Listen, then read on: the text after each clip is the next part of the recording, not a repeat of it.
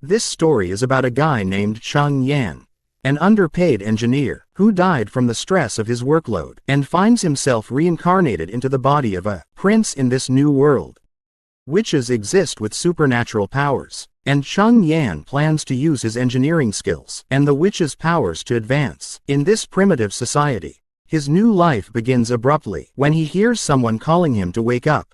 As he opens his eyes, he discovers himself seated on a chair, bewildered by his unfamiliar surroundings. He looks around and sees these oddly dressed ladies. When he looks in front, he sees an entire town gathered around what looks like an execution platform. Naturally, the poor guy's mind is blown by this bizarre scene. I mean, just a while ago, he was probably crunching numbers or drafting some blueprints, not dodging beheadings. Suddenly, a bald guy addresses him as Prince and reminds him that the time for the execution has arrived, and he has to announce his ruling soon. The boy remains clueless for a moment about what's happening, but when he focuses, memories of the body's previous owner flood his mind. Instantly, apparently, he's the fourth prince of Grey Castle, known as Roland Wimbledon. He recalls his father assigning all his siblings to various territories under his control with the promise that in 5 years, the one who governs best will inherit the kingship. But the boy faces a big problem. He's just an ordinary guy, while his siblings are a formidable bunch, giving them an edge in this competition. The first prince has exceptional martial skills. The second excels in finance. The third princess commands a strong following, and the fifth princess is highly intelligent. Meanwhile, Roland, as the fourth prince, seems to be only a waste of oxygen thus far. With no notable talents to make matters worse, he's been assigned to a desolate border town, God-forsaken city, where streets are filled with filth and neglect. Here he must interact with the locals, and somehow turn this dismal place into a thriving territory. While feeling sorry for his situation, the old man reminds him once again to make his announcement quickly. That's when the boy realizes he has a witch to execute. Today the crowd is restless, eager to witness the demise of this alleged witch, whom they believe to be a spawn of the devil, and wholly deserving of death. The boy is shocked by the bull craps viewed by these ragtag individuals, and deeply disappointed by their uncivilized behavior, which infuriates him. In frustration, he flings the paper from the old man's hands away, and with an annoyed expression, orders everyone to release the witch immediately. The crowd goes quiet, clearly unhappy with the prince's sudden decision. After seeing the public reaction, he lets out a tired sigh, saying he's beat, and suggests they move the trial to another day. The old man tries to talk him around. Chief Knight Carter Lana steps forward, urging him to think it over. He insists they must execute the witch right away, to prevent other witches from trying to save her. The prince can't help but chuckle at the sight of this tough knight, built like a bull, looking so scared of witches. Our hero then starts to head down, casually pointing out that if more witches showed up, they could squash them all in one go. The knight has no clue how to handle this, and the scene shifts to the fourth prince's residence, in Bordertown South Castle. Outside, the grumpy knight stands, while our hero slams the door in his face. The prince lets out a sigh at first, but then suddenly freaks out, because he hasn't dealt with this many people in his entire life. Even after his meaningless death, he's not complaining, because he is grateful for the second shot in life, and he's dead set on fully stepping into Prince Roland's shoes, and getting to the bottom of things with the witch. The scene then shifts to the dungeon in the border town, where he's about to meet this witch. Despite all the warnings from his knights about the potential dangers ahead, the boy just laughs it off, poking fun at his chief knight for being scared, like a coward of a little girl. But the knight nervously insists that witches are minions of the devil. Unfazed, our hero keeps on walking, until he finally comes face to face with the supposed witch. The witch stands up and steps forward, and our hero starts to blush a bit at the sight of her beauty, but his noisy knight immediately butts in, telling the prince to back off from the witch. Our hero just casually puts a reassuring hand on the knight's shoulder, and steps forward again, asking the girl her name once again. The annoying loudmouth interrupts, before they can even exchange pleasantries. Finally fed up with a knight's constant yammering, our hero gives the shiny, armored guy a gentle bonk on the head, out of frustration, and tells him to stay the heck away. While he's talking, turning back to the girl, Our hero asks if she's cool with sharing her name. She decides to spill the beans. Turns out her old man was working in the mines when a cave entrapped him. Some greedy miner tried to loot his stuff. In the chaos, she rallied the neighbors to help free her dad. But her uncle had to throw down with that baldy McShine. Just as he was about to finish her uncle off, she intervened. She extended her hand, and, unintentionally, did something she never wanted to do. The man burned to crisp, leaving nothing but ashes. This was the day her neighbors labeled her the evil witch, even though she begged them not to spill her secret about witchcraft. And the worst part of this sob story is that her own dad ratted her out. Then the same old consultant guy shows up and suggests our hero just roast the lady before she pulls anything sketchy. But my guy tells him to chill because he's curious to see this witchcraft in action. The lady's baffled that someone actually wants her to unleash her powers. But our hero's all cool about it, pushing her to just go for it. She reminds him that her powers are blocked by this locket around her neck, and asks if he's really up for her taking it off, warning him she might cause chaos. But then he grabs the locket chain, breaks it, and tosses the locket away like it's nothing. "Show us your damn powers already," he tells her. And so the fire starts to crackle around her. And this macabre dance of flames just leaves our hero's eyes wide open, and the entire prison cell lights up with the light. The prince freaks out, while the woman casually strolls out after melting the prison bars. The knight bolts in the opposite direction. But our guy is just blown away by her fiery powers. Finally, he gets why his consultant said fire can't touch her, because she's basically fire herself. Once the flames die down, the former engineer in him sparks with a genius idea. He's not about to waste such epic magic without using it to revolutionize things. When she asked him to end her life because she's shown him what he wanted to see, he surprises her. He throws his coat over her burnt clothes and tells her she's hired. Prince Ronald, drawing on his past life knowledge, declares that she's essentially a perpetual motion machine, able to generate firepower seemingly out of nothing. However, not everyone shares the prince's visionary thinking. The consultant is utterly annoyed by Ronald's decision. He shouts, reminding him of the witch's ability to obliterate anyone with a mere gesture. Moreover, he warns that hiring her could attract the attention of the witch cooperation association, potentially leading to their destruction. But Ronald dismisses the old man's concerns, instructing him to prepare a work contract. He then starts walking away, casually mentioning that he intends to establish a working relationship with the witch Anna, and further orders the consultant to arrange accommodation for her as well. Back at the administrative office in Bordertown Castle, the old man reports he's taken care of everything as instructed, but he's not sure about sparing the witch's life. The prince cuts him off, saying not to question his decisions. To him, witches aren't some monsters. But the old man's still not convinced. That is when our hero lays it out straight, reminding him that Bordertown is a total mess, and he doesn't have his brother's riches or his siblings' smarts, so winning here is a long shot, and he's got to try something out of the box to claim the victory. The old man's impressed by the prince's determination and agrees to arrange a meeting with Miss Anna. Meanwhile, Miss Anna is getting a thorough wash and cleanup, and once she's looking all cute and tidy in some nice clothes, she's escorted to meet our hero. The knight shows our hero the cottage where Anna will be staying. The prince is pretty impressed with the cottage, especially since it was prepared on such short notice. Just then the knight announces Anna's arrival. When our hero turns around, he sees her in a maid's attire, looking absolutely stunning. He's pleasantly surprised and amazed at how well the clothes turned out. He asks her if she's comfortable in her new outfit. But instead of being happy, she starts a tirade, questioning why he's giving shelter to a murderer like her, someone tainted with evil and loathed by everyone.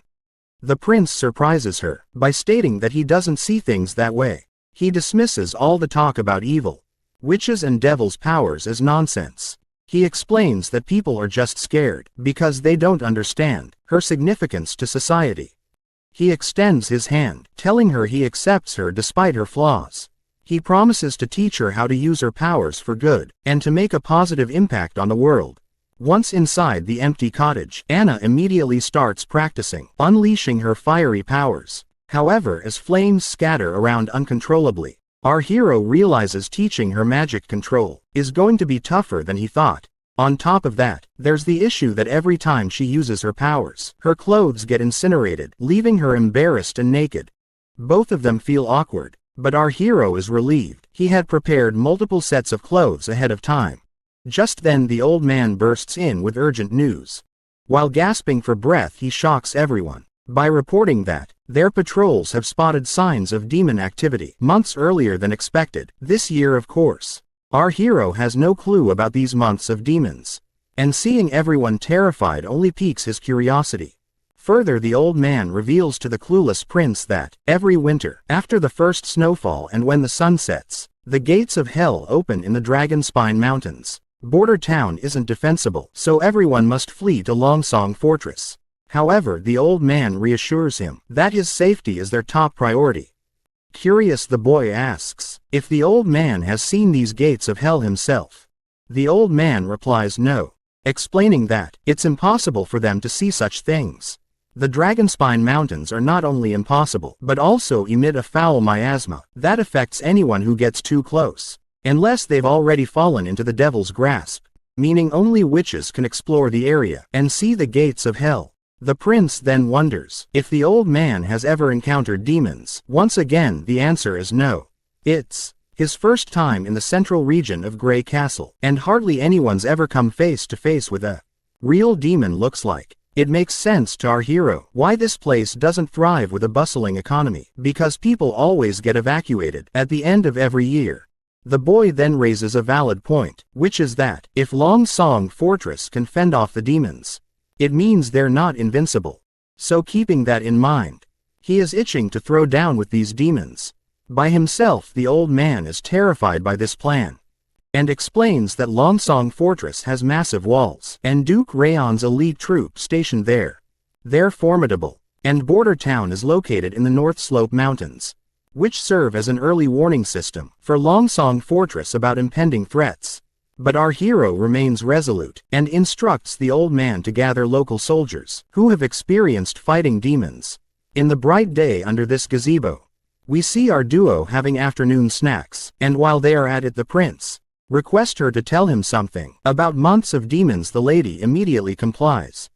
Her tone gets somber as she describes the hellish experience of the months of demons. Unlike big shots like our hero, commoners here deal with this nightmare every single year. She explains that her father, a miner like many others in town, struggles daily to survive. When the months of demons begin, the people of Border Town send their year's mining production to Longsong Fortress in exchange for next year's rations and some gold. Royals during this time, everyone takes shelter at Longsong Fortress until winter passes 1 year. The months of demons lasted a brutal 4 months straight. City officials at Longsong Fortress said the ore they produced in autumn could only buy 3 months' worth of food. The 4th month supply had to wait for new ore. But the months of demons lasted another extra month, which trapped the people inside the fortress. And to top it off, the grub from Longsong was divided between people equally, leading to the strong bullying the weak. The prince gets ticked off hearing her sad story, and he straight up tells the lady that no one's gonna suffer through those months of demons. Again leaving the gazebo, our hero asks to meet with the consultant to check on progress. The scene shifts to the Border Town administrative office, where Consultant Baroff has brought 3 folks to our soldiers, big shots, in charge of the Border Town patrol and lighting the beacon every year. The third is a hunter, who claims he's faced demons before, even bagging one himself at first. One of the scared soldiers stumbles through his words in front of the prince, muttering gibberish that makes no sense. The prince then nudges the other soldier to speak up. The other one then explains that the demons used to be regular critters in the forest, but the evil miasma turned them into savage beasts. They're tough but still killable. Once the months of demons wrap up, Longsong Fortress sends out cavalry to mop up any stragglers in the area. That's when the hunter slams his fist on the ground, like he's showing off, boasting that those monsters are as easy as slicing cucumbers with his sword, and he's taken down 2 already. The big guy then drops to his knees before our prince. The consultant introduces the hunter as Iron Axe. saying there's gossip. He's so tall because of his giant monster. Blood in his veins from the Mojin clan. Our hero asks him straight up if his stories are true. Ironax nods confidently, saying he's already killed a demonic boar and a wolf type. Ironax explains how hunters categorize demons. As the guard mentioned, these critters started out as regular animals, but went berserk after they got a taste of hell. Miasma, and which is why they're such a pain. The wolf type is sneaky and lightning fast.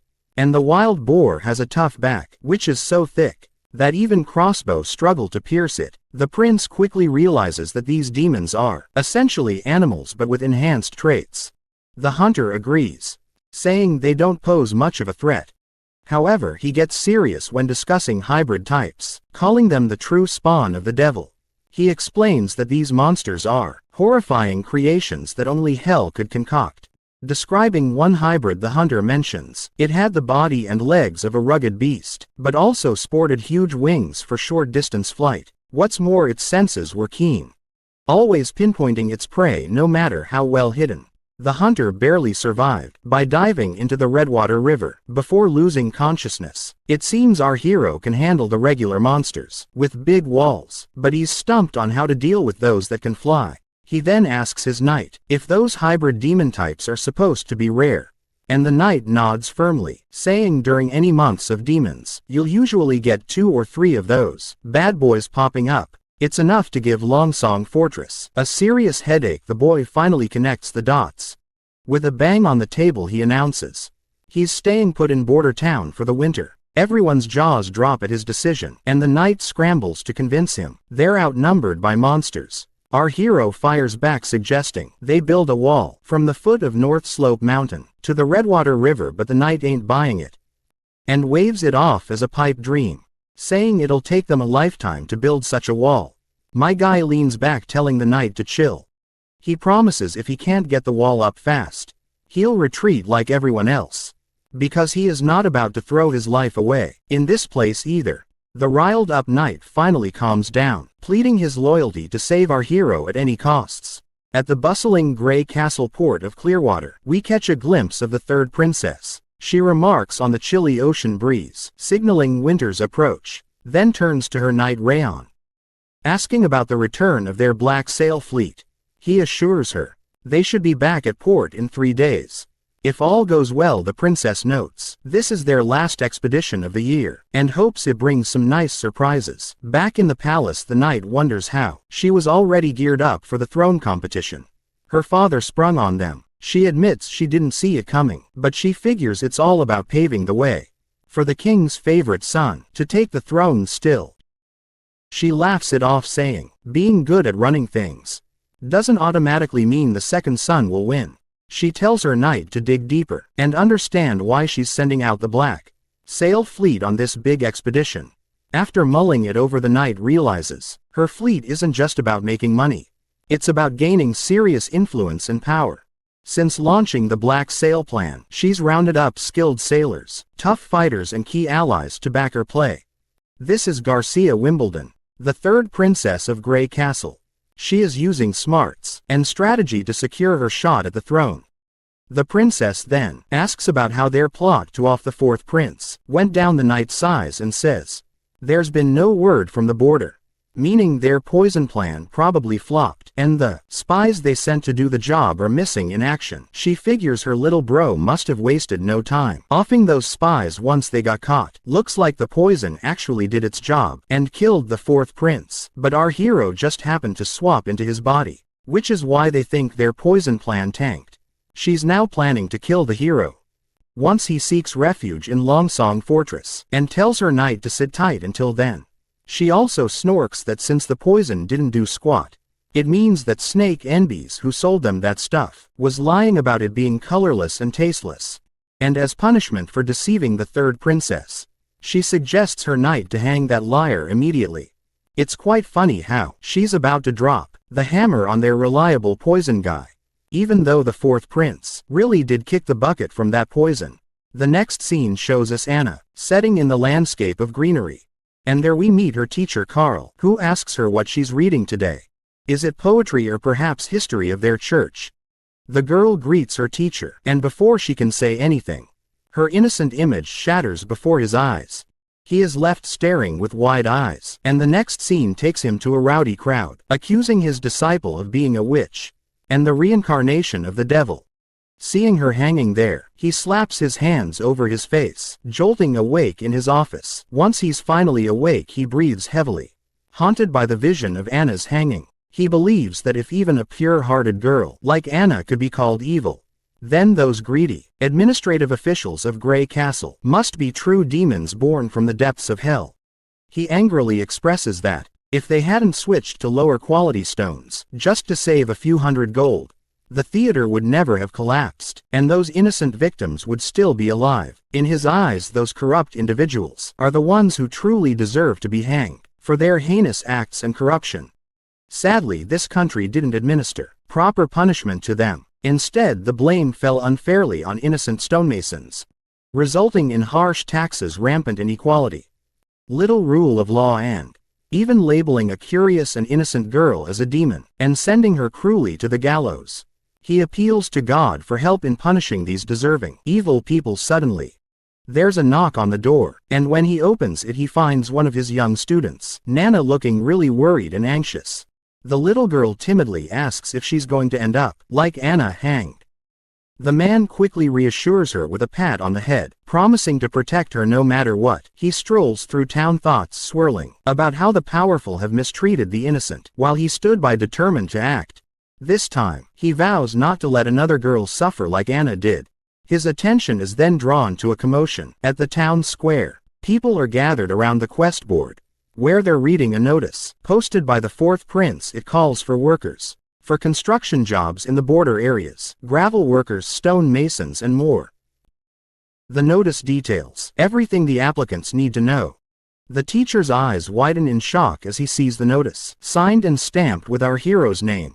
That's when he remembers our hero, the fourth prince. He's heard rumors about the prince having all sorts of unique ideas and a personality that's totally different from everyone else. The prince also doesn't seem to be a big fan of the church, which gives the teacher a bit of hope. But right now he's worried that supporting Anna, who is a witch, might get him labeled as a witch sympathizer and land him on the gallows. As well, he's banking on the idea that, if the prince hates the church enough, maybe he also hates their strict laws. That's the only way he sees to protect other girls from facing the church's severe punishments for being witches. We're back with our hero again, and his knight is questioning him about the dimensions of the wall he plans to build. Our hero says it'll be 15 feet tall and 6 feet wide, enough for 4 people to stand side by side on top. The knight then mentions they'll need to dig a trench as deep as a person is tall to stabilize such a massive structure. With the wall being 15 feet tall and 6 feet wide at the top, the base width will need to be doubled for stability, even with 350 craftsmen working simultaneously on digging and building. They can only promise to finish before next year's Months of Demons. The prince curiously asks what the main challenge will be, which is taking such a long time. The knight explains that the real issue lies in laying the wall itself.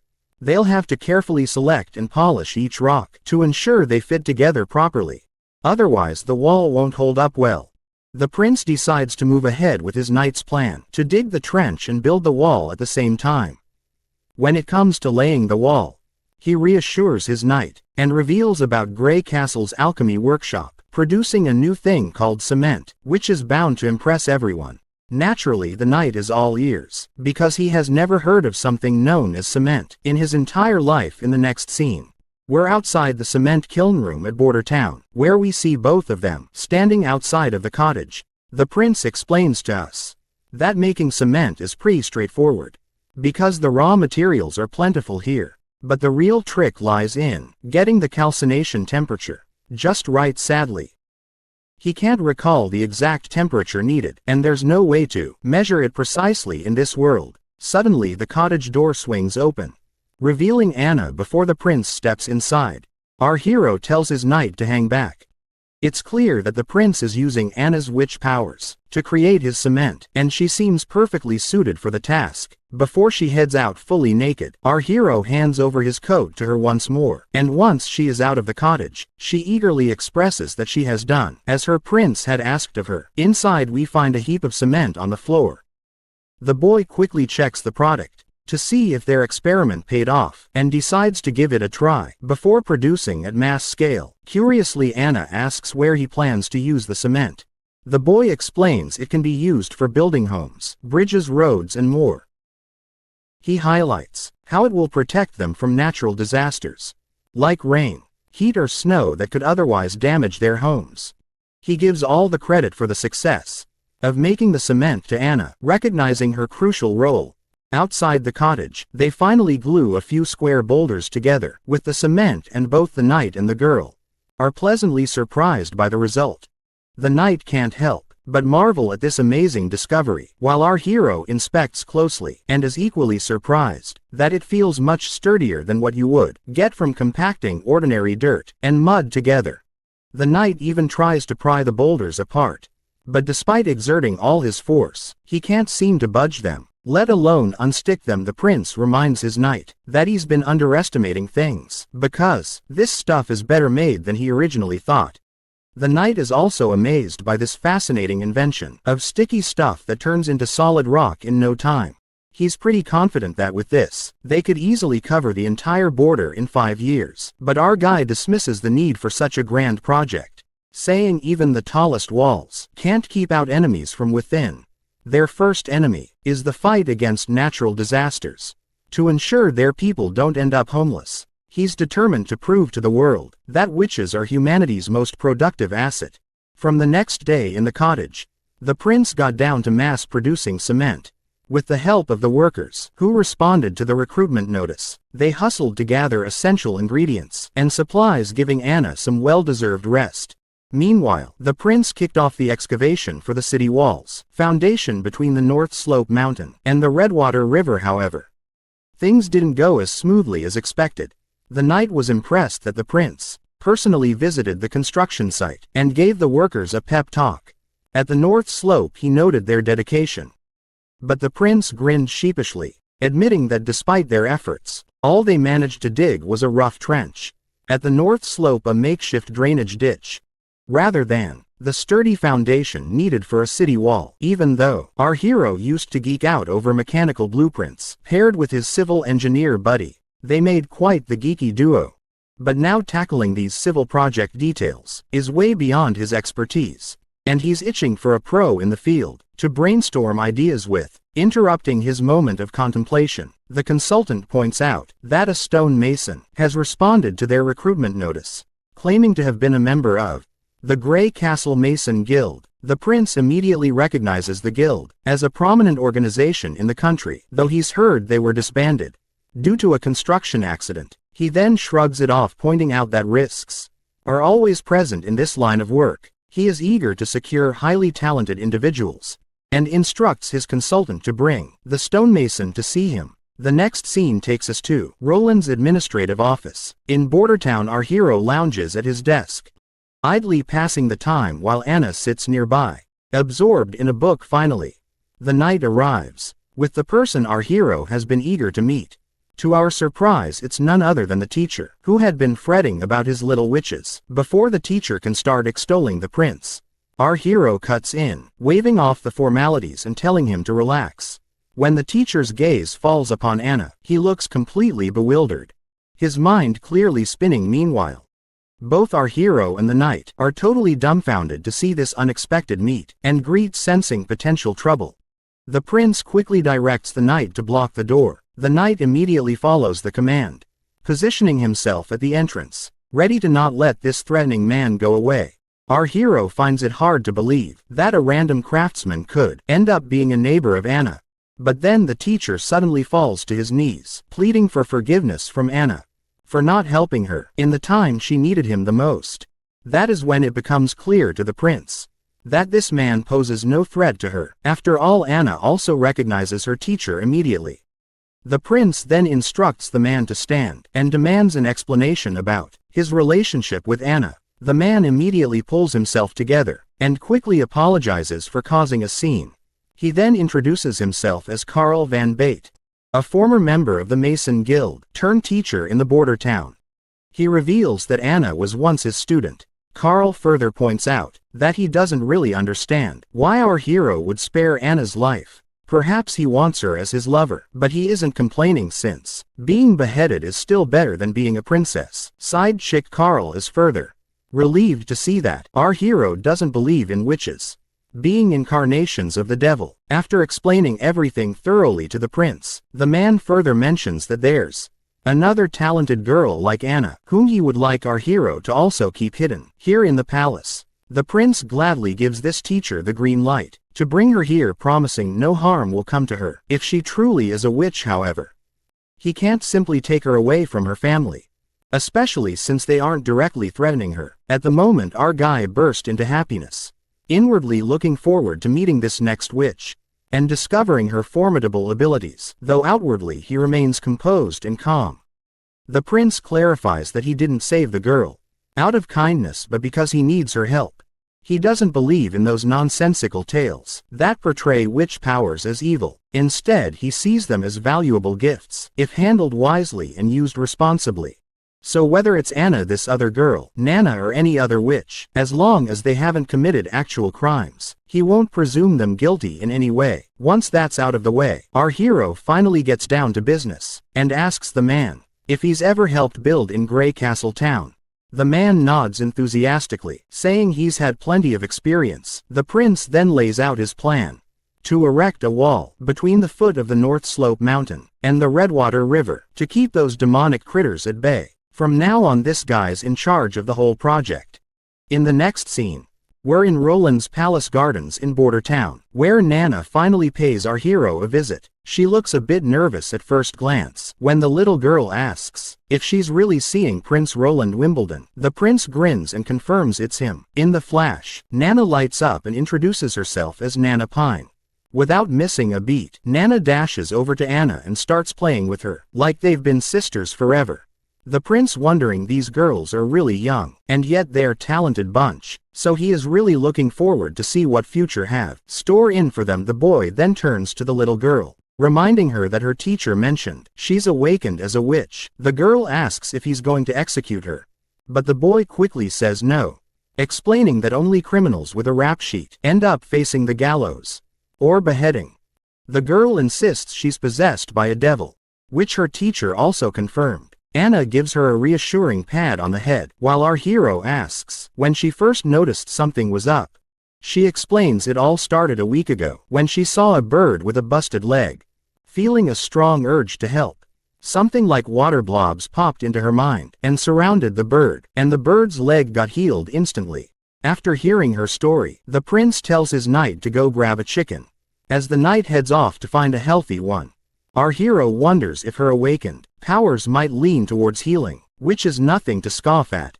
The prince then tells her that if she can save animals like that bird, it means she's actually a good person.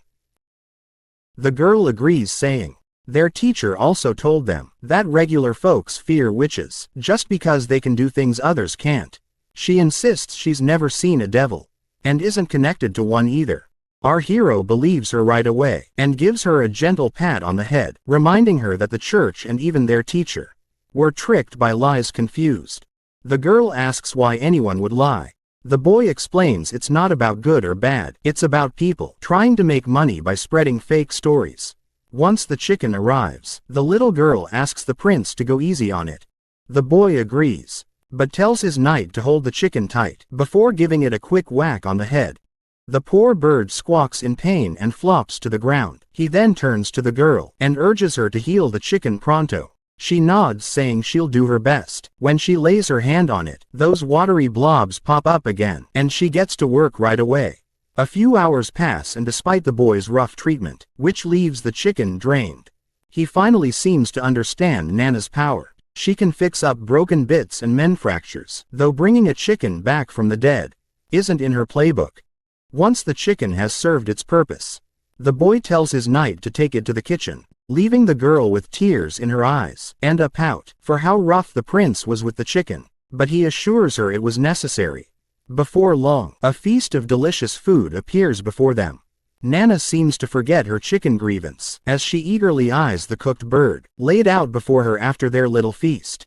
The little girl heads off, waving her hand one last time, and our hero waves back in response. Meanwhile, Anna is curious why our hero is not keeping her in the palace, knowing she's a witch too. He reminds her that she still has a family who doesn't know about her powers yet. But Anna worries. It's only a matter of time before her parents find out and exile her. He agrees, but reassures her that, as long as her abilities remain secret, she should cherish the time with her parents. He then asks if she misses her father. She sadly shakes her head with a no, but our hero can empathize with the loneliness she feels. To ease her mind, he promises that Nana will come daily to practice magic with her, so she won't feel alone, and further vows to give both girls the ordinary life they desire. And he means every word. Back in the castle, our hero's been feeling kind of boring ever since Carl van Beek took charge of the wall construction. He's taken to having a tea party every afternoon, while teaching the girls how to work their magic. Every now and then he checks on the city wall's progress at the foot of the North Slope mountain, always impressed by how much better it's going than expected. But then, the consultant shows up with some not-so-great news. He points out that hiring all those craftsmen and laborers has been super expensive, and all that cash is coming straight out of our hero's pocket at this rate. The steward's worried they won't have enough money left by spring. Our hero officially starts to panic, realizing that he is freaking screwed. A moment later, while he's brainstorming ideas to get out of this financial mess, the old man finds it strange how much the prince has changed lately, as if he's become a completely different person. Back in the day, this guy knew nothing but the pleasures of life, and the only reason this old man sticks with our hero is because the king has promised him the position of Minister of Finance once the throne competition is over. When he first rolled into Border Town, he wasn't planning on running the place, nor was he gunning for the throne. He led down all the nobles and dumped all the responsibilities on the old man's lap. But ever since he rescued that witch, the prince has done a complete 180. The prince is now handling things with more thought and dealing with stuff like it's his second nature. He even talks to the old man in this grown-up tone that's seriously creeping the old dude out, making him wonder if the prince got possessed by a devil or something. But the old man brushes it off, saying if the prince were really possessed, he wouldn't have casually snagged that god-forsaken retribution locket. Cut to the scene back at the port in Border Town. Two nobles and this redhead guy, who looks like some ambassador, are shooting the breeze. The guy in glasses reminds the ambassador they last swung by a year ago, and gripes that the town's still a desolate pile of rocks. The redhead pipes up, correcting him that it was just 6 months back. He mentions how every season, Duke randomly sends someone new here. He remembers visiting last summer when besides rocks, there were all kinds of fancy furs floating around. When he is about to spill something juicy, he decides to keep it under wraps for some reason, and instead he focuses on Border Town's potential. He suggests that, although it's currently just a fortress outpost, if they set up a solid defense line here, all the land between Border Town and the fortress could be put to good use suddenly. The guy in glasses freaks out, pointing out that the stockpile is empty, and Border Town was supposed to have their ore ready. Today looks like these visitors are here to collect ore before the demon months hit, offering shelter for the Border Town in return.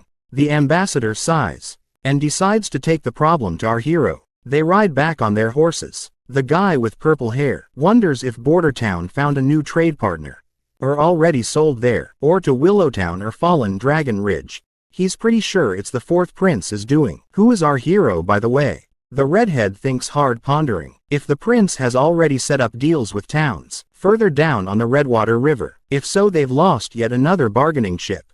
He worries that, if they try the same monopoly play as before, they're not likely to succeed, since the fourth prince already has other trade partners to take their ore to sell once they get to the castle.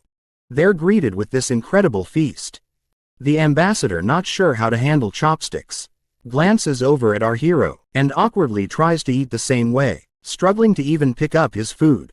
As his food flies off the chopsticks, the ambassador feels embarrassed, while the prince casually mentions that these sticks are easier and cheaper to make compared to forks. And once he introduces them to his town people, no one will have to worry about getting sick from eating with their bare hands.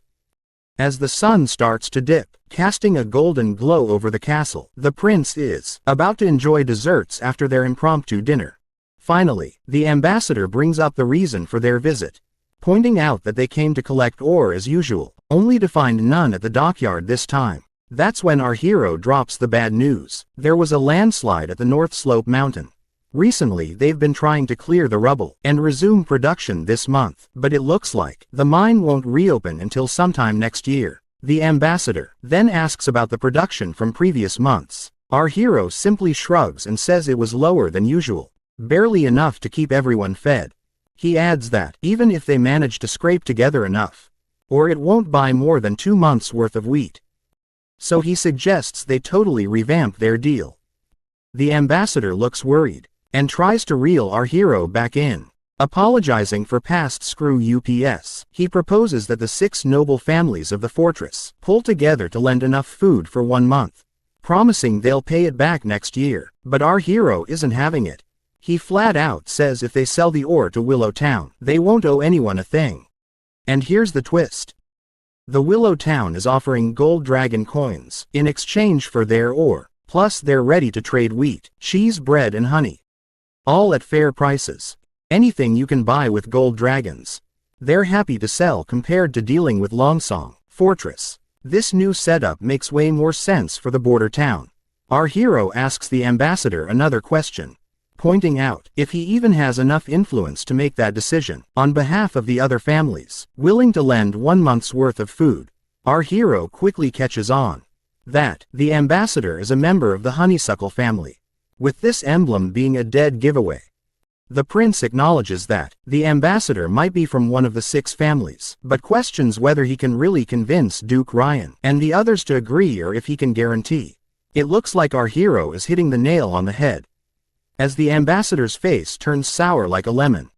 The scene flashes back to when the ambassador tried to reason with his father, arguing that the new ruler of Border Town, the 4th prince, definitely wouldn't agree to exchange his minerals and gemstones for some food and bread. He suggested buying from them at 30% under the market price, as they could still make substantial profits. But this bald machismo of a father confidently brushed off the concern, saying the sloth-like 4th prince would never handle Border Town's trade affairs.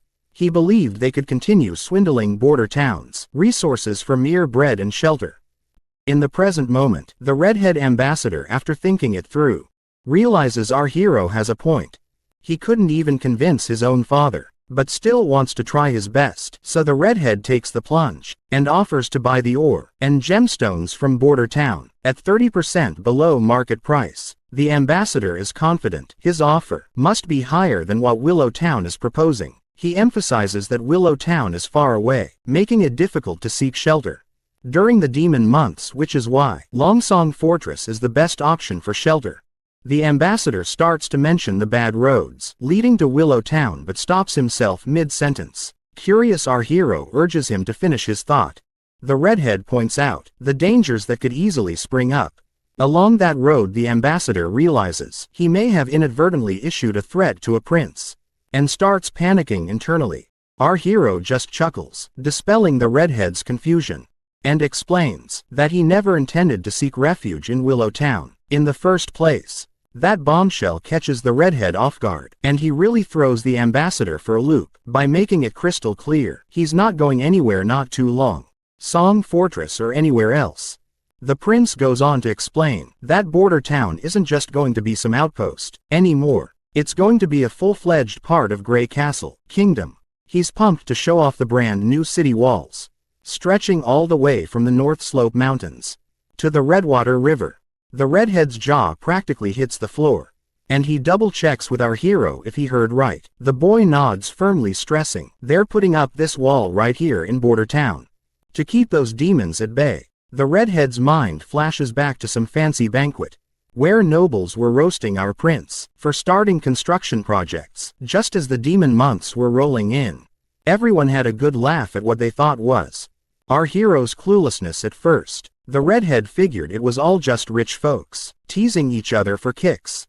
He never imagined our prince was serious about this whole wall thing. What's really mind-boggling is how our prince, known for chasing pleasure and not much else, is suddenly taking charge of something so massive. The redhead, freaking out a bit, assures our hero that once he's back at the fortress, he'll try to hash things out with the 6 noble families, hoping it'll all swing in our hero's favor. Now it's smack dab in the middle of the night, and our hero's feeling bummed. That night, life in this backwards world is non-existent.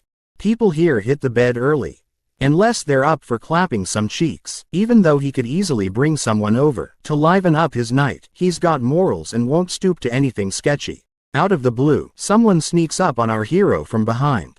He spins around to find a woman in a robe, singing his praises for handling the ambassador with brains, hinting the prince isn't all about the party life. After all, turns out she's an assassin. But our hero doesn't waste a second before trying to dash out of the room. The woman throws her dagger, stopping him in his tracks, and reassures him she's only here to chat, telling him to chill out and not panic. The boy stops dead in his tracks, especially with that sharp dagger staring him down, and asks the lady who she might be. She drops the bomb that she has no name, but goes by Nightingale, a nickname her sisters gave her for some weird reason. She's surprisingly grateful for our hero's recent care towards witches. When the prince takes a closer look, he notices an emblem, similar to the one the old man showed him, which belonged to the Witch Association. The lady gives him props again for his sharp mind, while our hero presses on, asking if she's here for Anna. He admits he has no clue how she knows about Anna, but still reassures the women that she is still alive. The lady nods, saying she already knows that much, and points out that even if she was killed, the Witch Association wouldn't appreciate meddling in politics by killing a prince just because a witch was killed. But she's quick to warn him not to underestimate them. The boy reassures her once again that Anna's doing well. The woman casually replies she already knows, and she's also aware of the other girl named Nana. Then she gives him the creeps by casually dropping that she's been spying on him for the past 2 weeks, keeping tabs on his every move, which really gets under our hero's skin. Because let's face it, this idiot did not have a single clue if he is being spied on. She gestures for our hero to come closer, assuring him she has no intention of harming him. Reluctantly, the boy sits before her, sensing no ill intentions, but then the woman gets uncomfortably close, noting he's different because he shows no fear towards her or any other witches. She inches even closer. The prince steps back, half-jokingly telling her to keep it PG, not wanting YouTube to slap age restrictions on the video. The lady finally withdraws her hand and gets straight to the point that she's here to take Anna and Nana. The boy immediately refuses without hesitation, insisting they're happy here and safe under his watch. But the lady argues they'd be safer with the Witch Association, where they will be treated like family by every member. But the boy keeps pressing on, noting that the Witch Association doesn't even have a fixed place to call home. He mentions how his soldiers stumbled upon one of their camps, hidden in a forest about a month ago, and the tracks lead north. However, in that direction there are only endless mountains. The lady defends their choice, saying they're based in desolate mountains to stay safe from outsiders and dangers.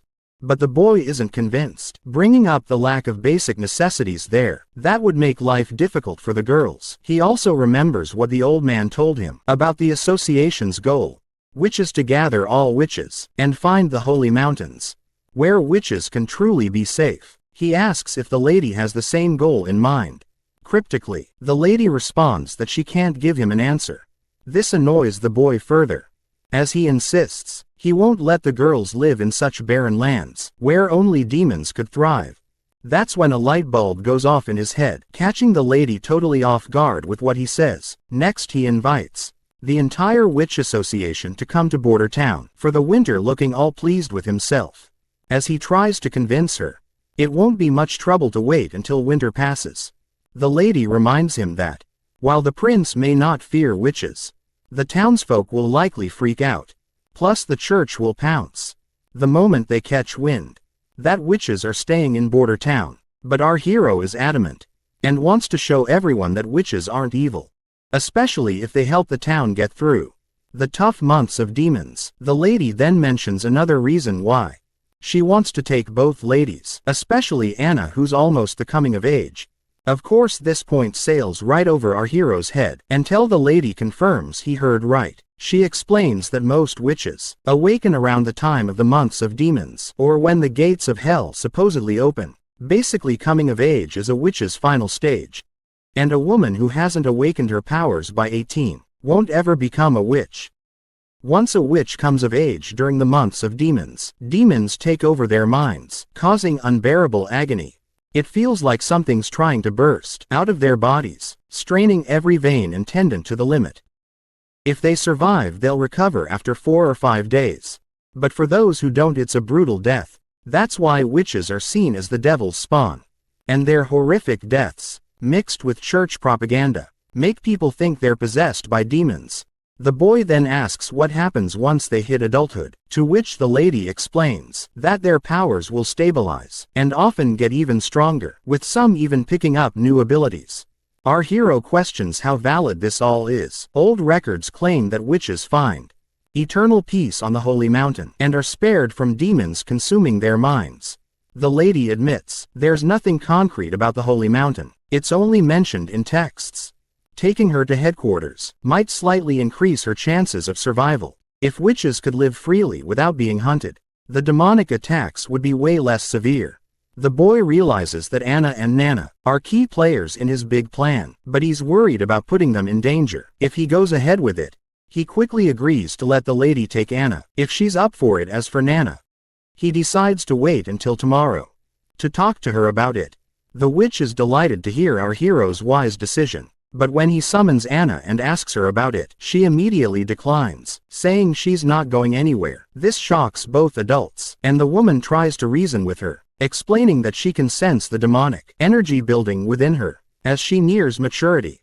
She reminds Anna about the whole puberty talk she had with our hero earlier. Anna then reminds our hero how he promised her an ordinary life, but she couldn't care less about anything, because all she wants is to stay by the prince's side. She's confident that the demonic energy won't stand a chance against her, and she's determined to survive the months of demons and conquer her puberty. The woman sighs and decides to give up on convincing Anna. She thinks Anna is just a naive kid who doesn't understand the dangers. Of course, our hero doesn't like the idea of her keeping a watchful eye on him for the rest of the winter anyway. Before the woman disappears, she comes face to face with Anna and talks about the hardship she's seen and the friends she's lost, vowing not to let Anna suffer the same fate. With those final words, she bids farewell to our girl and vanishes into thin air without a trace. Seeing her abilities totally blows our hero's mind. He's amazed by her assassination skills. Once they're alone, the boy gives Anna a reassuring pat on the head and tells her to hit the hay, as it's already pretty late for her. The next day rolls around, and our hero greets the citizens of the town with a cheery good morning. He gathers everyone for an important announcement. He explains that almost 4 days ago, the ambassador from Longsong Fortress visited him to collect the already mined ore.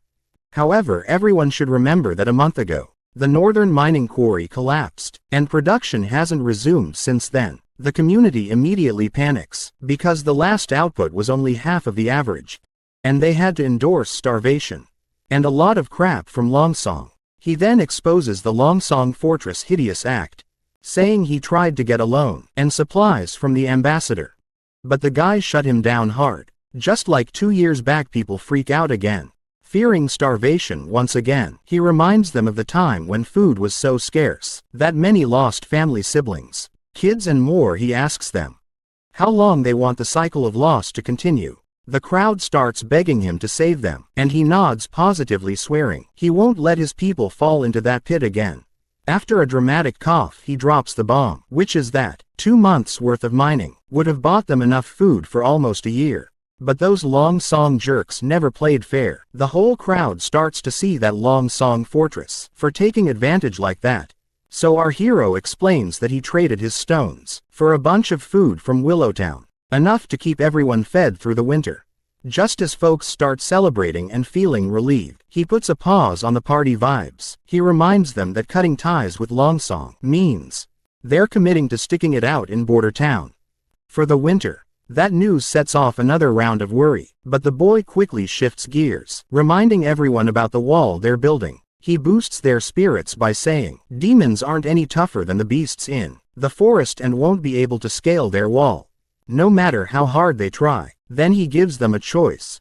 Either seek refuge to starve in Longsong Fortress, or stand with him to protect their families. He asks if anyone's up for joining him on the wall to fend off monsters, promising good silver coin rewards for those who help out, and if the worst happens and someone doesn't make it, he pledges 5 golden coins to their family. The whole crowd gets fired up by his speech, and suddenly, everyone's geared up to face whatever comes their way, with determination and grit.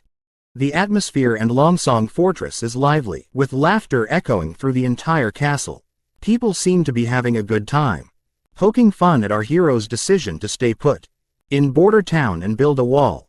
One guy supporting a solid mustache jokes that our hero would probably stack some rough rocks together, throw in some dirt and mud and call it a day. He is sure that eventually, our hero will come running back to Longsong, and they can further exploit him when he's desperate. However, the leader of this committee doesn't seem to dismiss our hero as lightly as the others. He asks for the ambassador's take on the matter.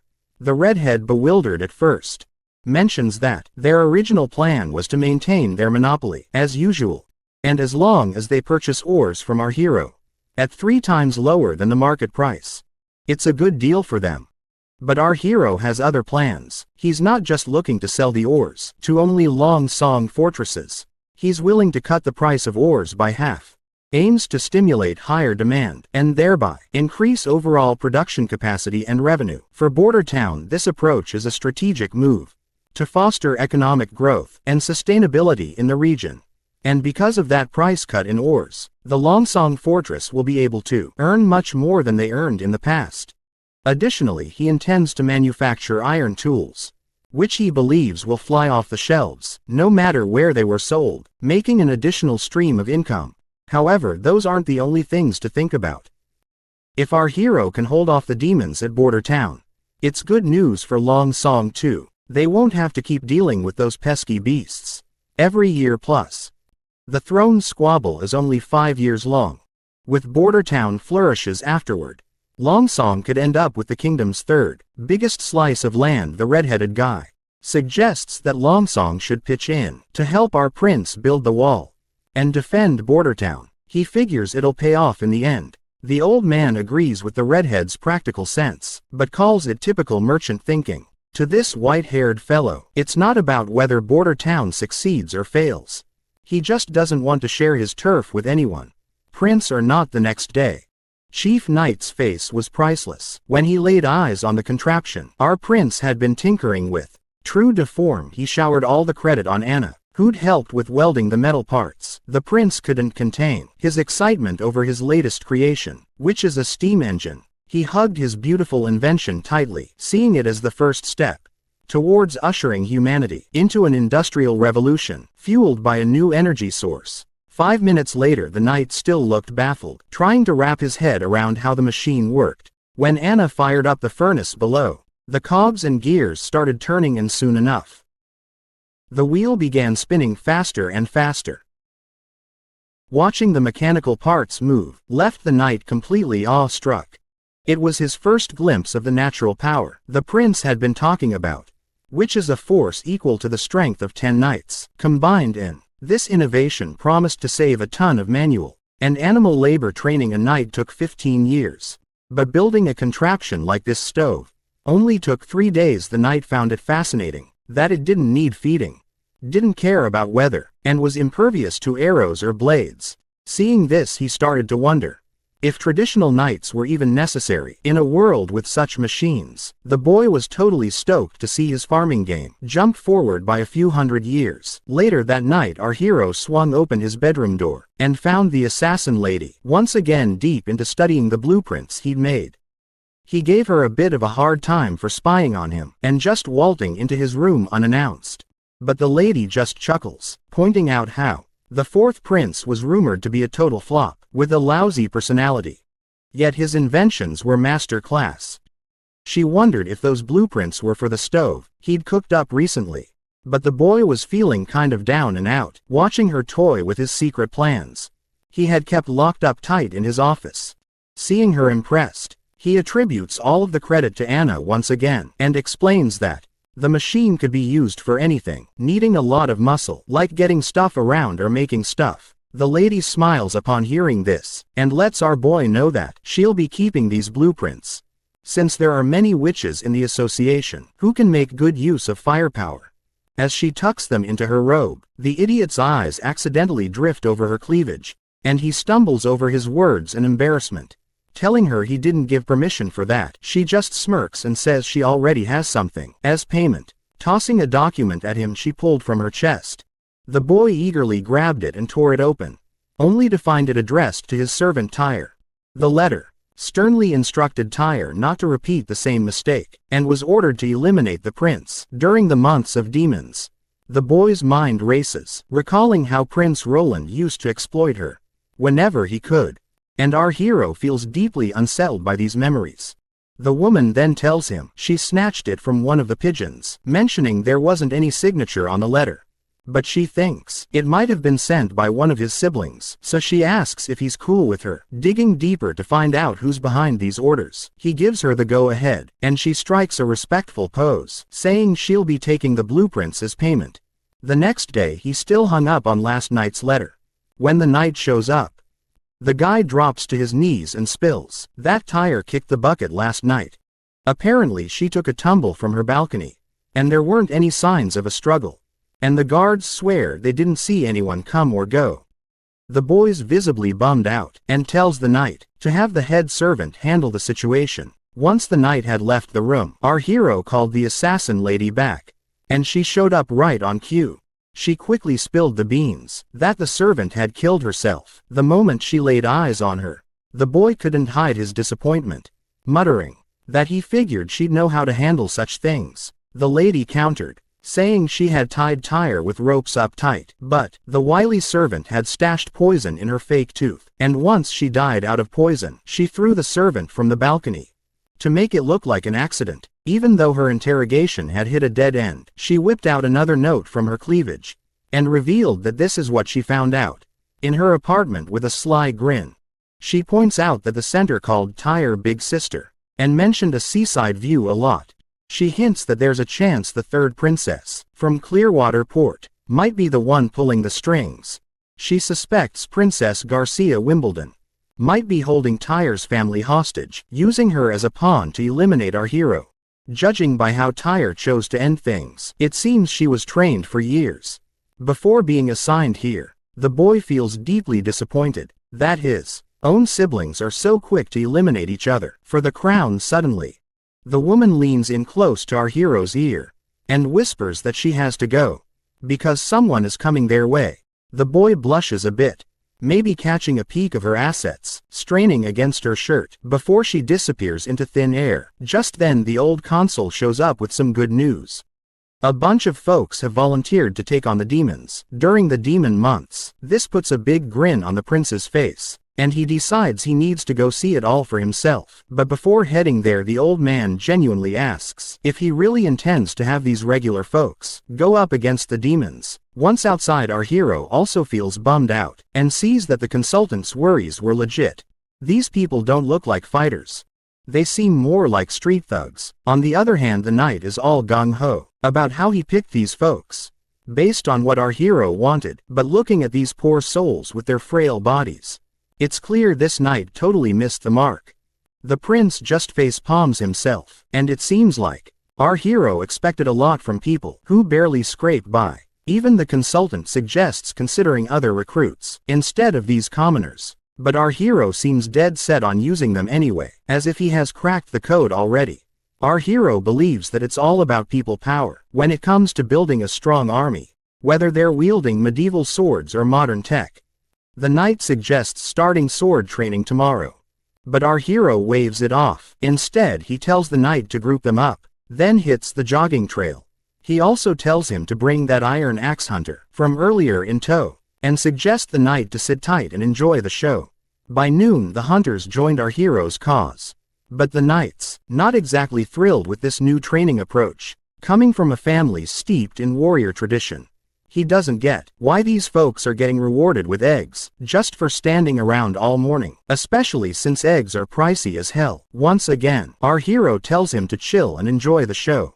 Like he already knows, you can't whip up a top-notch army in a few medieval months, and he is not after muscle-bound brutes, who can tear enemies apart with their bare hands. All he wants is disciplined soldiers to get results fast. He's using military techniques he learned back in college. He's seen how quickly people can unify under this method, and he is betting these folks will follow suit. After a while the carriages show up, and folks eagerly line up for their eggs. People still can't quite wrap their heads around the idea of eggs. As rewards, the knight clings his plate loudly to get everyone's attention, and orders them to form 4 lines. He lays down the law that food will be handed out in order, and stragglers would wait till the end.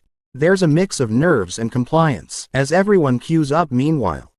The knight is still puzzled why the prince is bothering to teach these kinds of basic things to these people. Suddenly the crowd erupts into murmurs and talks, chanting Iron Axe, who seems to have quite the reputation around these parts. The prince declares a break after lunch, followed by a visit to the guard barracks in town. Iron Axe is appointed as their captain, tasked with teaching everyone how to set up tents. As soon as our hero finishes speaking, there's a buzz of gossip about the prince putting someone like Iron Axe in charge of their platoon. To calm everyone down, he reminds them that Iron Axe isn't local, just like the witches that do not belong to Grey Castle. Our hero stresses that in Border Town, everyone's treated equally, no matter where they're from. As long as they're not criminals, they're welcome here. The prince unrolls a ridiculously long sheet, longer than your average grocery list, and tells the chief knight to pay more attention to these rules than to who gets to be captain. He stresses that everyone needs to memorize and stick to these rules if they want their usual egg during meals. The chief knight scratches his head at the idea of visiting teacher Carl after dinner, wondering aloud how reading and writing will help fight demons, but the prince brushes off his concerns and says a well-educated army is always more effective. According to him, history has proven this point many times. Next up, we're at City Hall in Bordertown. There we see our hero stagger out of his room, still half asleep. Suddenly, Nightingale pops up out of nowhere and teases him about his newfound habit of sleeping a lot lately. It seems she has also helped herself by eating some of our hero's breakfast.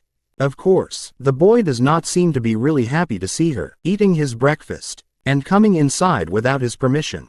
He then starts wondering aloud if she was never taught to be more subtle around royalty. As he takes his seat, the lady adopts a respectful posture and asks if she's being polite enough. Then she casually mentions she knows the prince isn't into all that fancy, unnecessary politeness. The boy finds himself startled to see that she seems to know what he exactly prefers. He sighs and tells her to just eat the whole breakfast, so he can at least ask for another serving. She dives into the food while the prince starts flipping through his new blueprints. The lady then curiously asks why he's been ordering so much ice-ons lately. Because it's already dead of the winter, and if our hero wants to make his whiskey cool, he can simply put his drink outside. Seeing his wide-open order book, Prince Ronald realizes that she must have seen everything he has been ordering lately, so he spills the beans that he's trying to make cheese. And to do that he needs things to stay below freezing. While the girl praises our hero for his clever ideas, inside our hero's mind, we discover he just fed her a lie about making cheese, because he is making something even more confidential, which he does not want to disclose to her. Because he doesn't fully trust her, like he does with Anna and Nana. He wants to gather more intel about her before revealing his true secrets. He is apparently focused on developing guns, which are easier to make than steam engines. He fears that if anyone discovers his methods, it could seriously derail his ambitious plans. Also, the ice-ons he ordered is basically known as saltpeter, a substance wealthy folks use to cool drinks in summer. And this name ice-ons is just a fancy name given by the nobles. But what's crucial is that saltpeter is a key ingredient in making gunpowder, adding another layer of secrecy to his activities. The boy then changes the conversation by asking if witches train assassins as well aside from searching for the Holy Mountain. The lady mentions that they're a group of oddballs who came together because of their dream of finding the Holy Mountain. And she only joined the Witch Cooperation Association about 2 years ago. Hearing this, the boy asks if she worked for someone else before joining the association, and wonders if there are people who accept witches. Putting down her plate, the lady laughs at the idea, calling it ridiculous. Sadly, she reveals that if her previous owner had known she had become a witch, he wouldn't have let her through the front door. Furthermore, she admits that if she hadn't been useful to him later on, he would have disposed of her quietly and quickly. The boy becomes more curious and demands further explanation about her past, but the lady decides to stay silent, promising a detailed account when the time is right. She also reassures him not to sweat it, mentioning she's been free for the last 5 years and has no plans to be anyone's pawn. The boy stays quiet, looking kind of down, and 5 days breeze by since that chat. Out in the courtyard, we see our hero has finally finished his first gun after tackling loads of production hiccups, and he is thrilled to keep this beauty all to himself. One big reason he's been working on steam engines was to turn out guns in bulk, so he had to nail a prototype first before ramping up production. But at this rate, he worries he'll only crank out 4 of these bad boys by the month of demons. Meanwhile, the knight's scratching his head over how these supposed muskets will help in fighting demons. The boy just tells him to round up the village's top hunters and form a killer squad to wield these weapons. But the prince finds himself completely creeped out when the knight suggests using patrol guards instead of hunters. Well, looking back at those soldiers, it seems our hero's reluctance to entrust these guns to these puny, frail patrol guards is indeed justifiable. In the dark tunnels beneath Roland Castle, a few soldiers are marching through the tunnels. Suddenly one of them leaps into the air and attacks another soldier. The Scarface soldier tells this thin mustache to surrender or face the same fate as his friend Graymet. As the thin mustache soldier recalls his fallen friend, he becomes even more riled up, vowing never to let these hooligans set foot in the castle. With a surge of strength, he flings the scar-faced man back, causing his sword to fly off. Thin Mustache then readies his own sword and thrust it into the left shoulder of Scarface, declaring that this is for Grey Mutt. As he bleeds, Scarface scoffs, amazed that an ordinary guard patrol like the Thin Mustache soldier could hurt him. The Thin Mustache gets annoyed upon hearing this, and makes it abundantly clear that, while Scarface was wasting time gambling and sleeping in pubs, he and his friends were training every day to protect their hometown.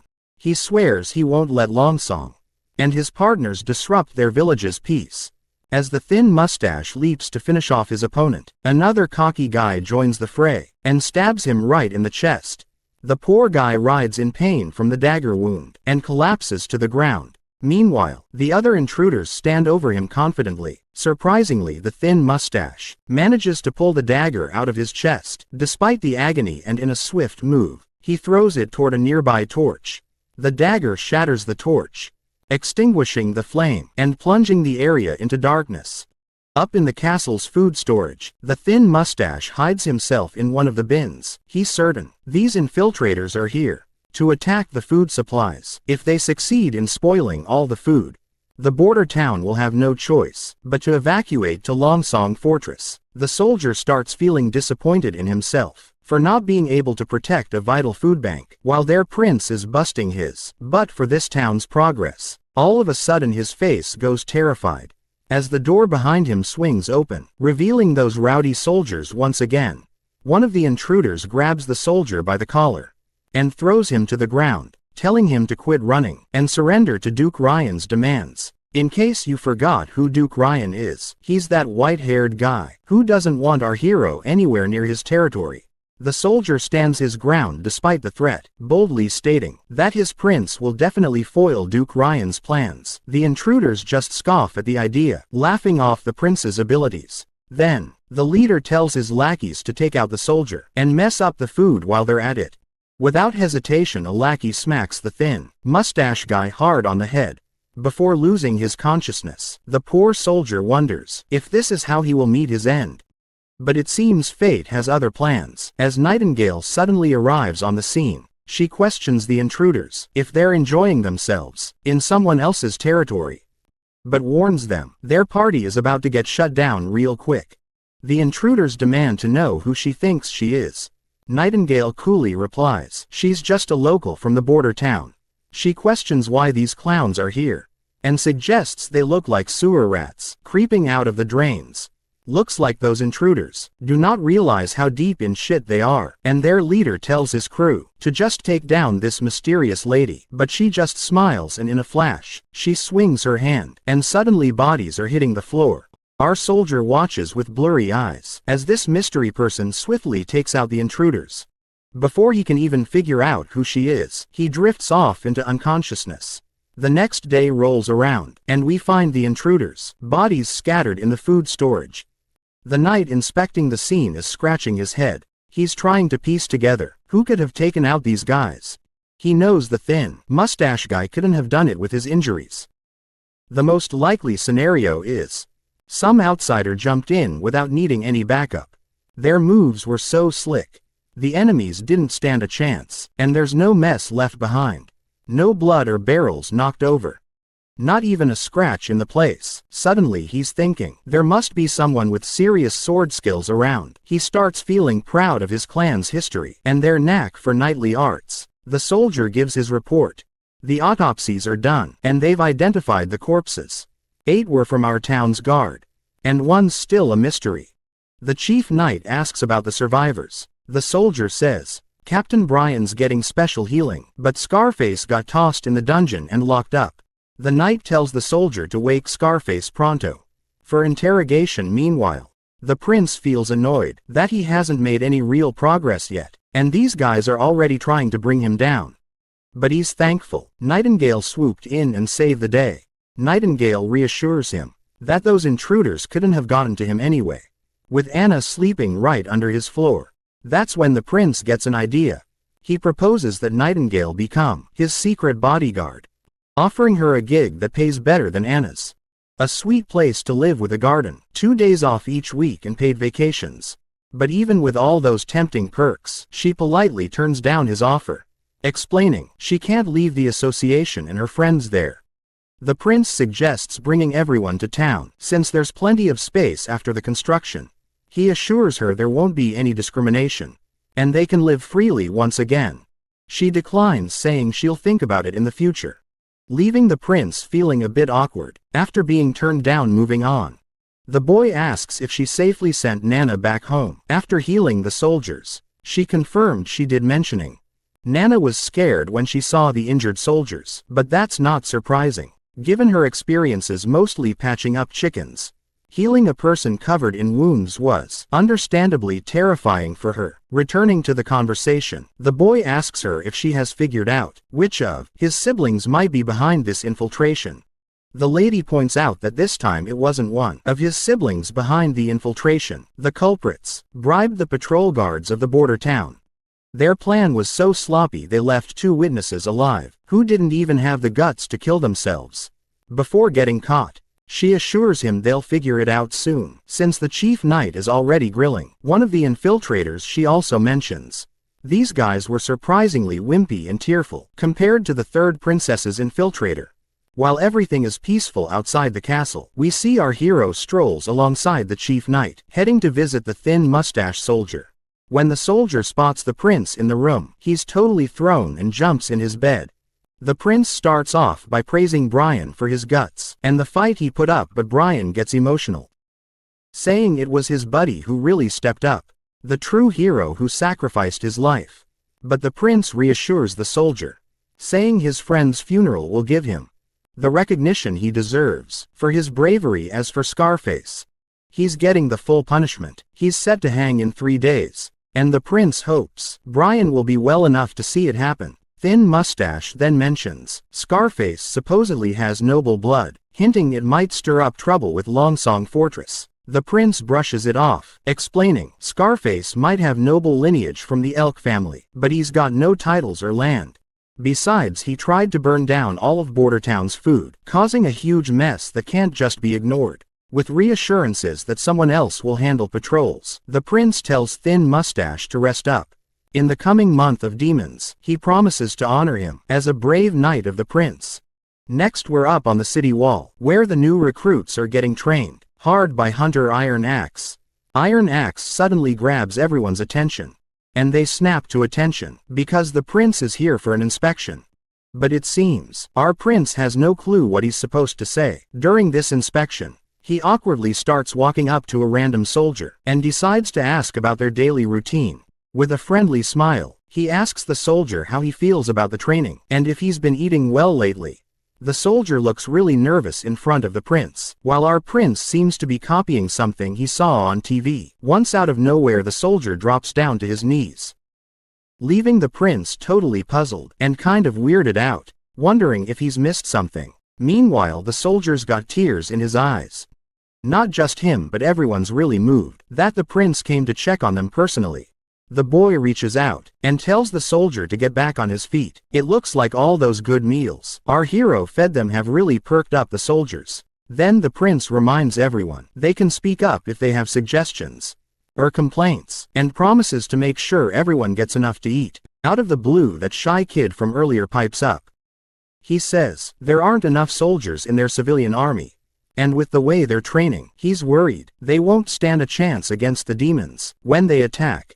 Whispers and murmurs start buzzing around, everyone thinking the same thing, and wonders if the prince plans to hire mercenaries to fight off demons, but our hero cuts them off with a hand gesture and with a big grin. He asks the soldier for his name. The soldier Banner replies nervously. Our hero gives Banner props for his sharp eye, and agrees that relying solely on a civilian army to defend the entire wall doesn't not make any sense. However, he points out that demons are just mutated animals, and beasts not as smart as humans, and Iron Axe has proven this by taking on those monsters directly. Iron Axe nods in agreement, saying, those creatures are exactly as the prince described. But he admits hybrids are a whole different ballgame, posing a tougher challenge altogether. The prince comes up with this idea to strategically place fences, ditches and hills to guide the dumb beasts into traps they set up. He figures it'll work, since these creatures are pretty simple-minded. Iron Axe still seems worried about getting too close to these beasts. He says spears and bows won't cut it against them. If push comes to shove, our hero smirks and agrees, knowing traditional weapons won't do the trick. That's why he's cooked up these new weapons that are more dependable than a whole squad of armored knights. The crowd's buzzing to see these new toys. We're out on the testing grounds, and suddenly there's this massive explosion that rattles the whole place. Our hero's over the moon that his gunpowder invention worked like a charm. But the others are just freaking out. Iron Axe even mutters something about this explosion being God's wrath. The explosion blows a big hole in the ground, and even takes out the test rabbits in the process. The prince tells everyone to get up close and examine everything to gather test data. Our hero is pumped that they can create such a powerful weapon just by mixing a bunch of elements in the right ratio, with everything wiped out by the blast. The hunter suggests they wouldn't have to worry about monsters if they had this bad boy doing its job, but the prince reminds them they won't have enough gunpowder before the month of demons still. He's excited they can work around it, relying mainly on guns and crossbows, while keeping the gunpowder as their trump cards. In the next scene, Nightingale paints how the world looks to her. Just black and white with no clear boundaries. She navigates through paths that define normal limits by shifting her perspective up, down, left and right aren't fixed. They collide, break away or overlap. Moving along these ever-shifting lines gives her a bird's eye view, letting her swing through anything other than the black and white. She can also see some other colors as well. For example, witches are the essence of magic, and she can sense the magic flowing and fading within their bodies in this world.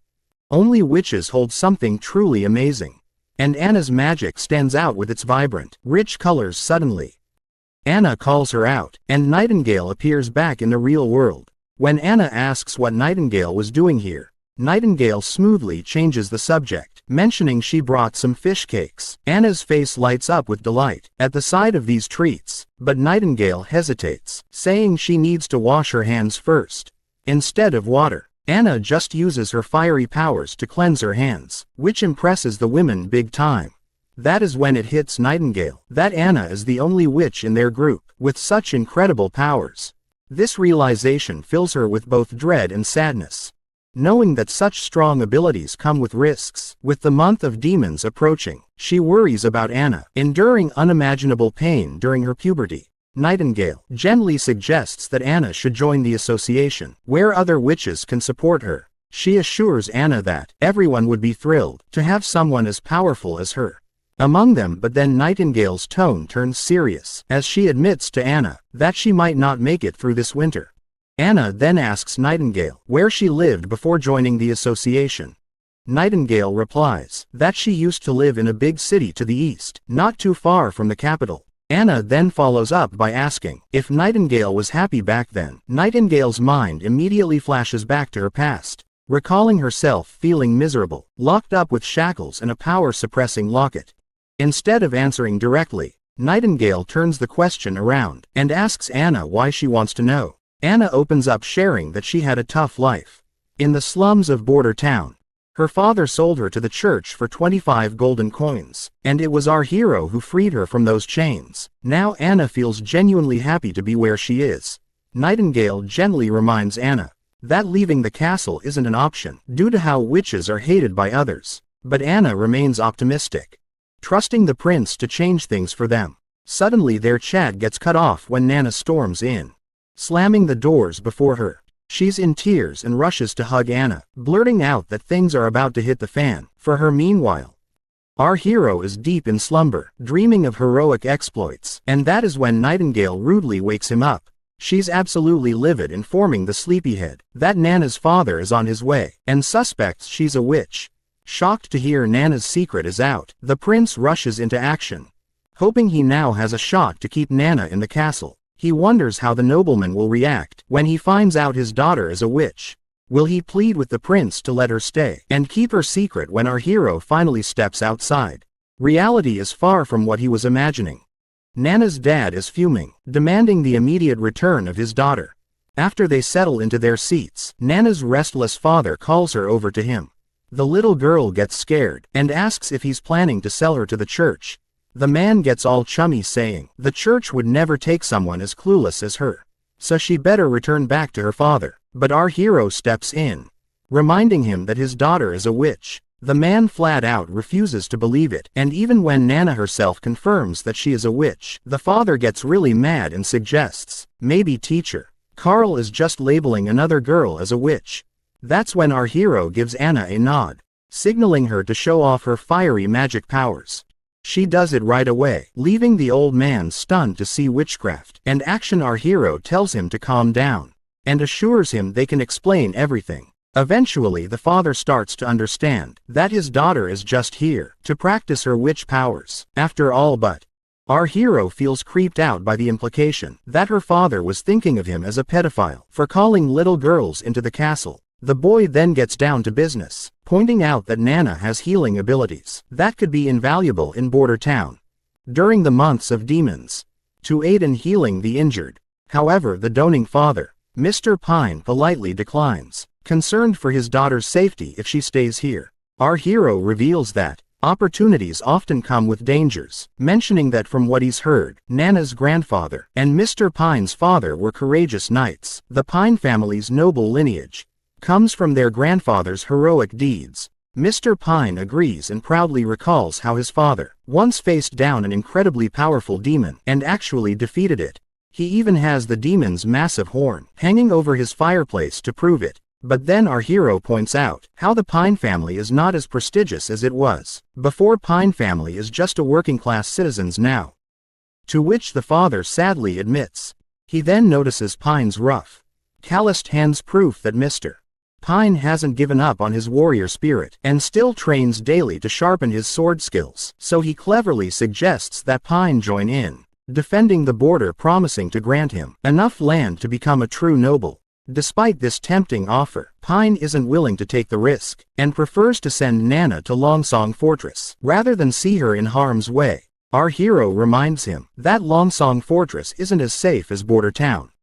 The church has eyes and ears everywhere there. If the truth about Nana gets out, not even he could protect her. He promises to prepare a small boat for a quick retreat to Longsong in case of trouble, ensuring Nana and Anna's safety. Finally the old man puts his faith in the prince, nodding respectfully, and pledging his loyalty to fight for our hero's cause. Everyone breathes a sigh of relief and smiles, but Anna pouts, showing her anger toward our hero for even considering sending her away. She makes it crystal clear that she's not going anywhere. The next day the old constable shows up, looking really worried that they've blown all their money on weapons and army training. He's fretting that, if things keep going like this for a few more months, everyone's going to starve for sure. The boy face palms himself and gives him permission to use his savings for their budget. The old man agrees, but grumbles it won't solve their long-term problems. Our hero shrugs and says if the defenses fail, they'll evacuate the town as soon as possible, then sends the old man off to do as he's told. Once the constable's gone, the boy feels pretty crushed. After draining every last penny he'd saved up, and if the border defenses still fail, he's screwed. Then his mood perks up when Nightingale shows up again. The woman immediately points out that he had lied to the old man about leaving the town. The prince immediately admits his lie, because he does not want to spread distress among the already terrified townspeople. Nightingale advises him to spend his time with Anna instead of stressing over politics. She shares her fear that Anna might not be around much longer, but the boy insists she will survive because she has promised to beat those demons at all costs. Nightingale wonders how he can trust a witch cursed by demons. The boy just shrugs and says he believes in her, and further points out that he also trusts Nightingale as well. The woman just stares at our hero's poker face and realizes he's not lying. He casually points out that he doesn't lie without a good reason. Suddenly they hear a commotion outside. Nightingale glances out the window and gets visibly anxious, noting that it's snowing. Winter has arrived. The boy decides to check on Hunter Ironaxe and his progress at the shooting range. Ironaxe is using the guns and hitting bullseye after bullseye. The prince shows up and asks about the training. Ironaxe lights up like a kid, enthusiastically, mentioning that he's nailed all the basics he was taught. The prince isn't surprised, because being a warrior through and through, Ironaxe has been able to master any weapon given to him. The man praises this iron pipe of the gods for its insane power. He grits his teeth, saying if he had this pipe when he fought that hybrid monster, it wouldn't have stood a chance. Ironaxe drops to his knees, overwhelmed that the prince entrusted such devastating power to a humble hunter like him, and promises not to let his prince down. The prince then checks in with his chief knight Carter, asking how things are going. The knight looks a bit serious and mentions they could really use more than just the 2 guns they have. Our hero gets it and assures him that 2 more guns are already in the works and should be ready soon. He admits they rushed the gunpowder development because the months of demons are finally here. I'm starting to feel like this comic is turning into a Manhwa version of Game of Thrones. Anyway, once he climbs up the city wall, the soldiers greet the prince right away. Seeing them bow their heads makes our hero feel sheepish, wishing he had taught them some proper military etiquette. The hunter points out that there aren't many demons after the first snow, but our hero tells him to stay cautious regardless. Suddenly they catch a sight of something, and there they see a demon in a distance. The soldiers start to panic, and one of them even asks if they should sound the alarm. Our hero tells the soldier to decide for himself, since he has more experience after their training. Finally the soldier decides not to sound the alarm, and puts his bow down. Our hero is relieved to see that his training of these soldiers is paying off, because dealing with the presence of the demon should be handled with caution instead of acting on impulses. The beast starts walking toward the wall, picking up momentum. The prince squints his eyes and gazes closely, wondering if it's a mutated fox. The hunter agrees, pointing out that the animal has recently been possessed, so it's not that threatening. The wolf gears up to jump over the wall, and the hunter quickly gets ready for the attack. Chief Knight Carter steps forward, shielding the prince just as the beast lunges at them. The hunter lets loose an arrow that flies through the air and instantly brings down the beast. The prince peers down to see the creature lying dead on the ground. The knight lets out a sigh of relief that they avoided a close encounter. Meanwhile, our hero notices the strange black blood and can't help but wonder why it's like that. He's also puzzled about why witches can snap out of demonic influence, but these animals can't. Curiously, the boy asks if someone bitten by a demon could turn into a mindless ghoul. The hunter immediately dismisses the idea, saying there's no such thing as ghouls. Our hero breathes a sigh of relief, glad he won't have to deal with a zombie apocalypse. He then asks if the meat is edible. The knight started to freak out upon hearing this, and questions why the prince would consider eating cursed meat. The hunter agreed, recalling how he once fed a chunk of demon flesh to hunting dogs which led to their deaths. Immediately the boy sighs in disappointment, thinking it's a total waste of good meat. Both the knight and hunter are shocked that the prince was actually considering eating it, but our hero immediately reminds them how scarce food has gotten, and it would have been great if they were able to chow down on the meat they were about to hunt down. Suddenly, a soldier barges in, blurting out that someone's hurt. Apparently it's not one of the regular guards, but a worker from the northern mines. Next thing you know, Nana's sitting alone when Nightingale suddenly pops up, asking if she's bored. The little girl jumps a mile after getting scared out of her wits, and the woman quickly apologizes for scaring her like that. Nightingale then mentions that Anna's still busy working and might be back soon. Nana asks if Anna's still tackling those dirty mounds, and Nightingale nods in agreement. Nightingale then sits down on the chair and grabs Anna's tea out of habit, without her permission. It seems Nana is feeling a bit down because of her new job. The prince has assigned her to heal the wounded guards. It's not that she's unwilling to do the job, but seeing the injured soldiers traumatizes her. She wants to overcome her fear, to keep using her abilities effectively, and wishes she were as courageous as Anna. Suddenly Nightingale spots someone coming, and a soldier bursts in with urgency, telling Nana to come downstairs pronto, because there's a badly hurt patient who needs her help down in the infirmary. The injured man screams in agony, begging his prince to relieve his excruciating pain. Seeing the soldier there, desperate for his life, makes our hero anxious, as he wonders if this man's burns are from the steam engine malfunction in the northern mines. Nana arrives at the scene trembling in fear. As she approaches the burned miner, her father gives her a reassuring pat on the head. Nana gulps down her fears, calming herself immediately, and declares that she's ready to proceed. Once the curtains are drawn around her, she takes a deep breath, summons her magical ability, and begins healing the man. Shortly after, the injured man is completely healed, looking as fresh as a freshly picked cucumber. Meanwhile, the father is really amazed and proud of her little girl after witnessing her healing abilities for the first time, and calls it nothing short of a miracle night. Brian happily mentions it's all thanks to Nana that he's also back from the brink of death. The prince freaks out upon hearing this, and quickly tells Brian to keep it down. He reminds him that when Nana healed him, she snuck out without her dad knowing, and he doesn't want to deal with her angry father. Now that the injured man is awake and fully healed, he can't believe he's actually alive.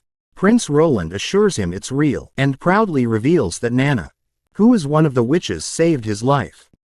Later that night, when our hero gets back to his room, Nightingale greets him and asks why he had to spill Nana's secrets so early, and that's when we flash back to the moment when the miner is shocked after learning about Nana's true identity. He starts freaking out and reminds everyone about witches being devils, but her dad got annoyed real quick and set him straight that his daughter wasn't involved with any devils, and she was the one who saved his life. Out of nowhere, the miner sits up and drops to his knees in front of the little girl, apologizing big time for his earlier words, and thanking her deeply for saving his life. Back in the present moment, our hero reflects that it was the perfect time to reveal her as a witch, considering how well it all played out. Plus, if they're going to use her powers against demons in the coming months, hiding her identity as a witch wouldn't have been an option anyway. He also stresses that, since the church folks have already left for Longsong Fortress, there is no one to bully his girls. The lady asks him if he had already planned everything from the start. The boy immediately agrees, saying the snow has blocked the roads to the fortress, and the seaports are under his control. The church has no means of learning what is going on in Border Town, let alone taking direct action against witches. This gives him a sweet 3 months to change public opinion about witches being the reincarnation of evil. He points out how Nana is now seen as an angel instead of a villain in the eyes of the soldiers she has recently healed. They can continue using her power to heal everyone, which will help boost everyone's morale. Once they remove prejudice from the civilians' minds, everyone will be happy. Nightingale has no clue what our hero is trying to achieve by all this, so she asks him why he is doing so much for the witches. Our hero reminds her once again that his border town does not discriminate by origin, and someone as loathed as witches should live on this land like every other person. The woman's eyes wide in hearing our hero's big plans, and it's clear she's got something important to get off her chest. She admits she wasn't straight with our hero before. The prince is taken aback by this revelation, and the woman starts explaining how her sisters in the association have been moving around for ages, losing hope along the way. All they want now is a safe place to be happy, even if it's just a castle. At first the boy is confused by her confession, but then he's stunned to realize she's actually open to bringing all the witches to the border town. But she quickly brings him back down to earth, warning him that if witches come to the castle, he'll be facing off with the church. The boy reassures her, saying the church's main headquarters is far away. Even if they find out about witches leaving the border town, they won't march all the way to Grey Castle just for him. He's already plotting to gather enough influence to rival the church and create a world where witches can live alongside regular folks. He dreams of expanding that world to Grey Castle, or maybe even the whole kingdom. The next scene takes us to the capital of Grey Castle. There, soldiers on their horses are marching down the road, when their captain suddenly yells for everyone to stop. This person looks really pumped, as they finally return to the castle. The folks inside the castle light up the sky with fireworks, welcoming the man about to enter the city. Once again, Gerald Wimbledon, the first prince of Grey Castle. It's hilarious to see that these suckers have explosive material to make fireworks, even though it's been only a few chapters since our hero invented gunpowder in this primitive society. Anyway, the gates come down, and Prince Gerald heads into the city with his crew. Once inside, he gets straight to the point and tells everyone he's here to claim what's rightfully his. From his father, 3 shady characters show up, bowing before their prince, and reporting that they've already done what they were tasked with. Prince Gerald then asks if they've managed to switch out the royal guards of the king as planned. The lackey admits there's been a snag in the plan, due to some issues, and they've only been able to replace the guards in the king's chamber. The man waves off the concern, saying as long as he and his crew can get into the castle, they're good. The lackey quickly reassures him that there won't be anyone stopping their entry. The old man then mentions that Prince Gerald's fate, Star the Heaven Star, is leaving the equinox, and will be gone from this hemisphere in about 4 months. He asks if Gerald remembers what that star activity symbolizes. Gerald's mind drifts back to childhood memories of playing with his younger siblings. Then he snaps back to reality, and admits he already knows what those stars mean. This means he's ready to break the rules of the challenge their father set for them, and Prince Gerald will be taking the throne of Grey Castle. Outside the king's room, the prince catches a weird odor, and asks his lackey about the strange smell of blood. The old guy explains that the king had called for a servant girl, who noticed the staff change when she left, so they had to get rid of her. Seems like things are getting interesting, because the king hasn't been around women since their mother passed away. As he's about to enter, the old man points out there's no guard patrol, making it easier to move around. The prince scoffs that he's not sneaking in like a rat. He's here proudly to discuss inheriting the throne with his father. But if talking fails, he'll try something else. He grips his sword and leans toward the door. The scent of blood just gets stronger. Once he takes a peek inside, he finds blood and smashes through the door. Inside, he discovers his brother standing there, and the third king of Grey Castle. Wimbledon lies dead with a dagger in his chest. The assassin behind this is Timothy Wimbledon, the second prince of Grey Castle. Seeing his older brother, Timothy claims he didn't want to do it, but had no choice. Just like the first prince had no choice, other than to come here almost instantly. A bunch of soldiers pop up, right behind the first prince, and surround him, catching him off guard. The older brother asks his younger sibling how long he'd been planning this. Timothy explains that the decree their father set was like a chess game. He admits he planned to play by the rules, but the third princess started playing dirty.